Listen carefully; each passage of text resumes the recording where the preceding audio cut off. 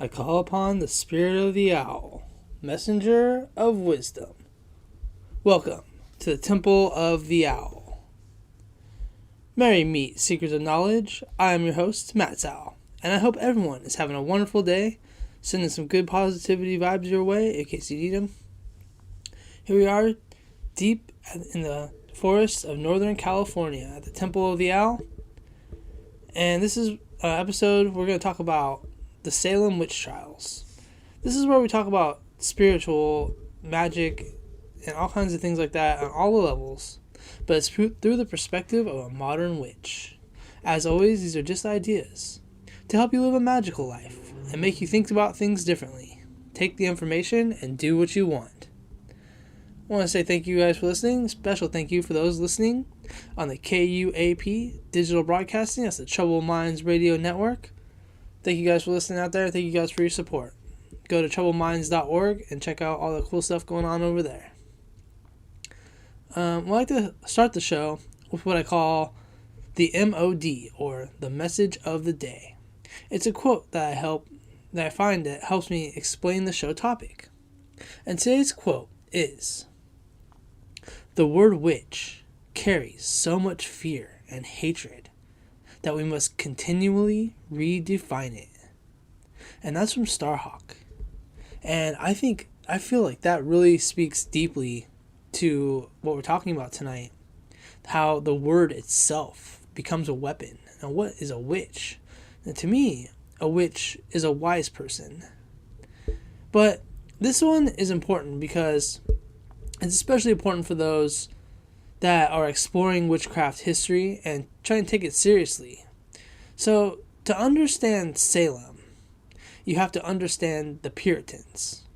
Now, they believed that the devil was real and actually working in the world, and that God punished communities for moral failure. Now, New England was the city upon a hill. It was a sacred experiment. The native peoples were often interpreted as instruments of Satan. Misfortune had spiritual causes. In their worldview, witchcraft wasn't superstition. It was treason against God. The Bible verse they relied on the most, "Thou shalt not suffer a witch to live," in Exodus 22:18. That was a law to them. Salem wasn't the first execution in America. Before, in 1692 to 1647, Alice Young executed in Connecticut. Several others were tried in Boston and surrounding colonies. And going back to that, "Thou shalt not suffer a witch to live," I think they were talking about magic itself. Who controls the magic? We go back to Cotton Mather. He had written about witchcraft cases before Salem. So Salem wasn't sudden. It was an escalation. There was no stable legal system. And the witch trials happened before a legal gray zone. The court accepted spiritual or spectral evidence, dreams, visions, and this is what allowed the accusations to spiral beyond reason. Later, even some ministers began questioning spectral evidence. Cotton Mather himself warned that invisible evidence was dangerous. At first, the accusations targeted social outcasts, poor women, the enslaved. But later, they spread to church members, wealthy citizens, and even the governor's wife. When power structures are threatened, panic collapses. That's when it ended. But in 1697, a day of fasting and public repentance was declared. In 1702, the trials were declared unlawful. In 1711, the financial restriction was granted restitution was granted to some families. In 1957, Massachusetts formally apologized, and in 2001, the final explanations were issued. It took over 300 years to legally clear every name. Now, what happened in Salem was small compared to Europe. In Europe, from 1400 to 1700, 40,000 to 60,000 people were executed. Germany, Scotland, and Switzerland were especially severe. Torture was commonly used, and the trials lasted centuries, but in Salem only lasted about 1 year. But it became symbolic because it happened in America and it was well documented. It represented a failure of justice in a society built on religious purity. Now, modern witchcraft practitioners often reclaim the word witch because it emphasizes consent and personal sovereignty. Separate historical persecution from modern practice. Now, Salem serves as a reminder of how fear distorts reality, a warning about groupthink. A case study is how marginalized people become scapegoats. But historically speaking, Salem was not about pagans being hunted. It was a rigid religious society turning inward under stress. Now, that's an important distinction for anyone studying witchcraft seriously. Now, what were the Salem Witch Trials? It happened in Puritan, Massachusetts. In 1692, colonial Massachusetts was deeply Puritan. It was strict Protestant theology. Afraid of the devil, in political instability, on the edge of violent frontier of wars with a native tribe, economically divided and socially fractured. The Salem village is now called Danvers. It was especially divided between wealthy merchant families and agrarian traditionalists. The community was already simmering. In January of 1692, two young girls, Betty Paris, age 9, and Abigail Williams, age 11, began experiencing convulsions and screaming fits and strange contortions, claims of invisible torment. The local doctor diagnosed them with bewitchment. Under pressure, the girls accused 3 women: Tituba, an enslaved woman in the Paris household; Sarah Good, a homeless beggar; and Sarah Osborne, an elderly woman who challenged property norms. Now, this is critical. The first accused were socially vulnerable women. Once the accusations began, they spread rapidly. If someone claimed they saw your spirit harming them in a vision or a dream, that was inadmissible in court. You could be convicted because someone said that your specter attacked them, and no physical evidence was required, which is crazy.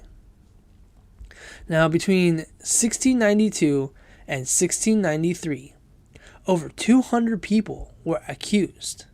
30 were found guilty, and 19 were executed by hanging. One man, Gilles Corey, was pressed to death with stones, and several died in jail.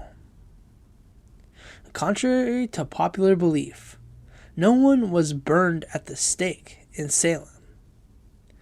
The most accused were women, only about 25% were men.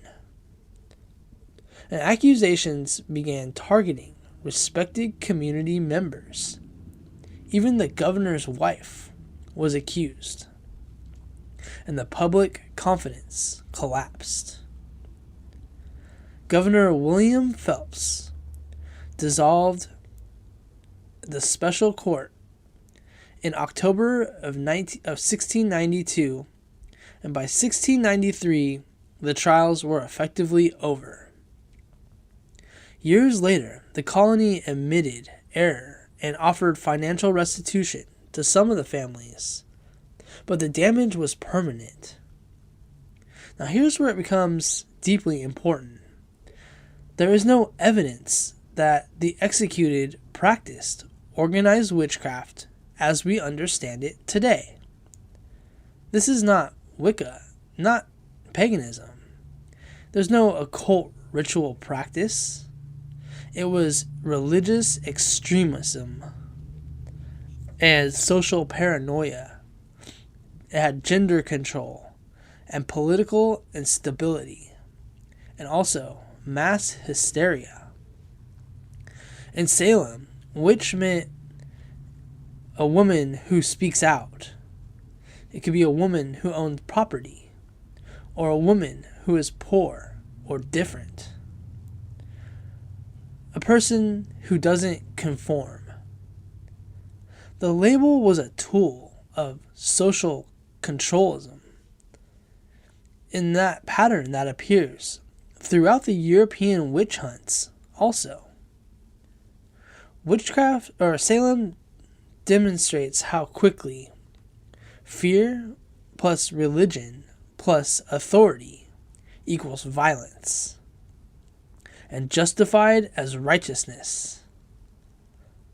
The courts believed that they were serving God. That's what kind of terrifies me. But in the 20th century, when modern witchcraft, Wicca, and other traditions began forming publicly, Salem became a symbol. Not because Salem was pagan, but because it represented the persecution, the misunderstanding, the survival, and the reclaiming of the word witch. Now today, Salem, Massachusetts is a major center for modern witchcraft tourism and practice. It has historical irony at its sharpest. Modern practitioners often reference Salem to emphasize religious freedom and protection against hysteria, critical thinking within spiritual spaces. It's a cultural memory of what happens when fear rules. Now, many people assume witches were burned because they practiced real magic. Now, historically, the most accused were ordinary people caught in economic disputes, land conflicts, and personal grudges. Witchcraft accusations were rarely about spells. They were about power. Now, Salem reminds us that labels can kill, and mass belief doesn't equal the truth. Religions can certainly become violent, and fear spreads faster than facts. In modern witchcraft communities, Salem serves as a reminder. Practice responsibly and avoid paranoia. And we can avoid persecution narratives without context. And we can honor history accurately. Salem isn't just history, it's a mirror. Salem shows us how quickly fear spreads when authority validates it and religion sanctifies it. Once the court accepted spectral evidence, reality no longer mattered. You had no belief of the proof. When fear became unquestionable, truth disappears. No one in Salem thought they were villains. They believed they were protecting their community and defending God and saving souls. The most dangerous harm often comes from people who are absolutely certain that they are right. Let's look at who was the first accused. A poor beggar, an enslaved woman, and a woman who challenged norms. Witchcraft accusations historically target women outside of social control and people with no protection. What's the lesson? When society is stressed, it punishes the vulnerable first. The court allowed dreams and visions as evidence. This is no scientific method, no due process, no presumption of innocence. Many of the accusers were living with war trauma, frontier violence, and religious extremism. That trauma didn't disappear, it erupted. Salem demonstrates something uncomfortable. Humans can collectively reinforce delusion, not because they're stupid, but because social pressure is powerful, and suggestion is very powerful, and also so is authority. Now, modern witches often reclaim Salem as a symbol of persecution. It's meaningful emotionally, but historically, the executed were not practicing organized pagan witchcraft. Let's honor that history accurately and don't simplify it to a myth. This is a real story, and it's more powerful than the romanticized one. We also have to remember that words have power. The word witch was a word that got you killed. It didn't require proof. It required accusation. We understand that labels can destroy lives when weaponized. And that applies far beyond 1692. Many people in Salem doubted the trials, and only few of them spoke about it publicly. Those who did risked accusation themselves. When injustice begins, early resistance matters. Salem teaches us that when fear overrides reason, communities cannibalize themselves. It wasn't the devil that destroyed lives in 1692. It was certainty and unchecked authority. Now, another topic I kind of wanted to talk about here was, and this is something I believe in, I don't know about this is facts or not, but what I believe is that it was about land grabs. Now, back in those days, under Puritan law, it was illegal for a female to own land. However, if it was left to her from a deceased family member, like a husband or her father, she could own the property. Now, it was easy for men in power to accuse a woman of witchcraft. After she was prosecuted and died, the land would go up for sale, and they could buy it legally. Being afraid of women with power. But I don't know if that's facts, but what do you guys think? If you're studying practicing witchcraft today, Salem was a reminder to avoid paranoia, ground your spirituality in critical thinking, and stay compassionate. And stay skeptical of absolute claims. Real power is steady. I want to talk about something that sits underneath what we've been discussing, and that's the word witch. Because today, the word means something very different than it used to. For a long time, witch was a label used out of fear. It was tied to persecution and misunderstanding. If you look back at the events like the Salem Witch Trials, the word wasn't about empowerment, it was about accusation. It was something placed on people, and it was unjust. Today, being a witch isn't what society tells you, it's about what you choose. A modern witch is someone who works with intention and understands energy. We seek connection with nature, spirit, and ourself. We practice rituals of mindfulness and magic in our own way. And the last part is important, in your own way. There's no single path anymore. Some witches follow structured traditions like Wicca. Some are solitary. Some focus on herbs, others on spirits, ancestors, or energy work. Some don't even use that word magic at all. But what they do still falls under the craft. Let's reclaim the power of the word witch, and that's powerful. It turns something that used to silence people into something that gives voice. For many, calling themselves a witch means taking ownership over their spiritual path and rejecting systems that don't resonate. It's not always about candles and spells, though it can be.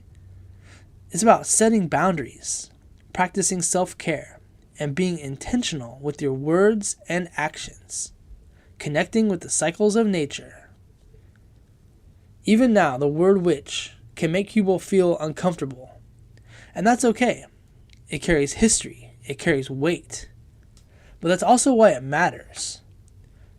Choosing the word today is an act of awareness. It acknowledges the past while reshaping the future. And it says, I know what that word meant, and I choose what it means now. A witch is someone who is awake to the energy around them. Well, I'm running out of time. Thank you guys for listening today. Thank you guys for listening on the Troubled Minds Radio Network, KUAP Digital Broadcasting. I released the spirit over the owl. Let me know what you guys think in the comments. Thank you guys. Have a good night. Blessed be.